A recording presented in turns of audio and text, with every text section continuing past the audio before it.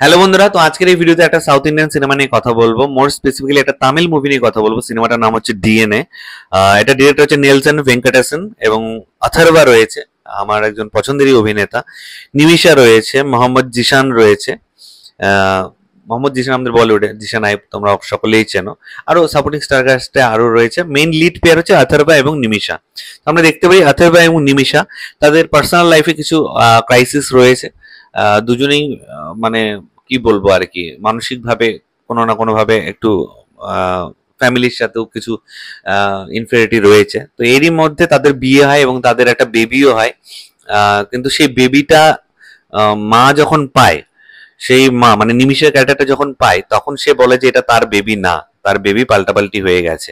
এবং তারপর থেকে গল্পে একটা নতুন মোড় আসে। অথর্বার যে ক্যারেক্টারটা, যার ছেলে আর কি হারিয়ে গেছে, বদলা বদলি হয়ে গেছে, সেটার পেছনে লাগে এবং সে একটা ডিএনএ টেস্ট করে এবং সেটা থেকে জানতে পারে যে তাদের কাছে এখন যে বাচ্চাটা আছে সেটা অ্যাকচুয়ালি তাদের বেবি নয়।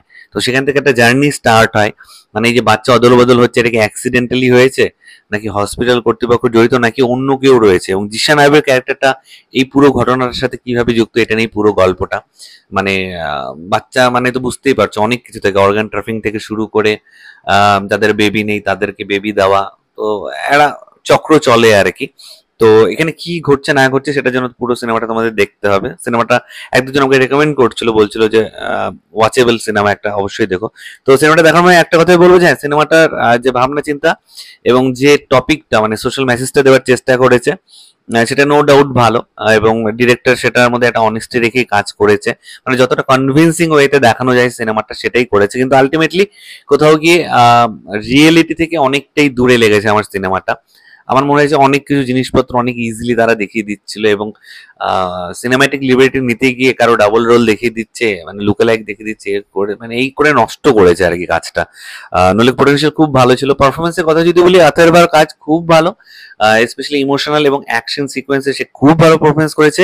নিমিষা, আহ, যিনি আর কি মায়ের চরিত্র করেছে, হিরোইন, মানে বাচ্চা হারিয়ে যাওয়ার ওটা, প্লাস তার মধ্যে একটা কি বলবো মানসিক অশান্তিও চলছে, সেই ব্যাপারটা খুব সুন্দরভাবে ফুটিয়ে তুলেছে। জিশান আইব খুব অল্প সময়ের জন্য আছে, শুরুতে আছে এবং শেষের দিকে আছে, কিন্তু খুব ইম্প্যাক্টফুল একটা ক্যারেক্টার সে প্লে করেছে এবং খুব ভালোভাবে সে, ভালো অভিনেতা তো তো ভালো করেছে।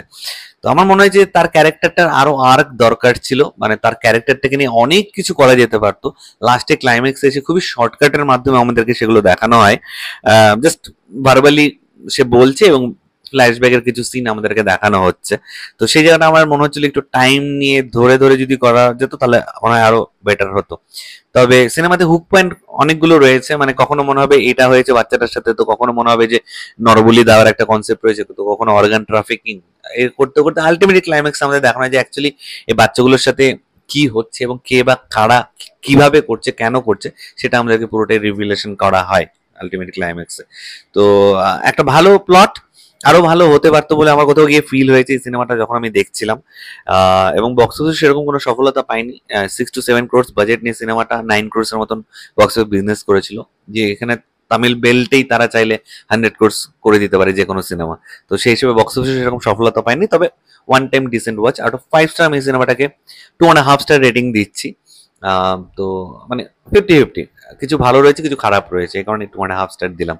তো তোমরা যদি এই ডিএনএ মুভিটা, তামিল মুভিটা কেউ দেখে থাকো, প্লিজ নিচে কমেন্ট করে জানিও তোমাদের কার কেমন লেগেছে। আর যদি কেউ না দেখে থাকো, ওয়ান টাইম ডিসেন্ট ওয়াচ হিসেবে এটা থেকে দেখতে পারো। মানে টাইমটা তোমাদের নষ্ট হবে না, মনে হবে যে না এটা কিছু দেখেছি, তো এটা এটা মনে থাকবে আর কি। তো এটাই তোমাদের সাথে শেয়ার করার ছিল। তোমাদের কার কি মতামত প্লিজ নিচে কমেন্ট করে অবশ্যই জানিও। আমার ভিডিওটা ভালো লাগলে লাইক করার সাথে একদম ভুলবে। চ্যানেলটা যারা প্রথমবার দেখছো, নিচে যে রেড সাবস্ক্রাইব বাটনটা আছে সেখানে ক্লিক করে নাও, পাশে একটা বেল আইকন আছে সেখানে ক্লিক করে অবশ্যই ক্লিক করে নাও। ঠিক আছে বন্ধুরা, ভালো থেকো সবাই, সাবধানে থেকো সবাই, love you all, take care.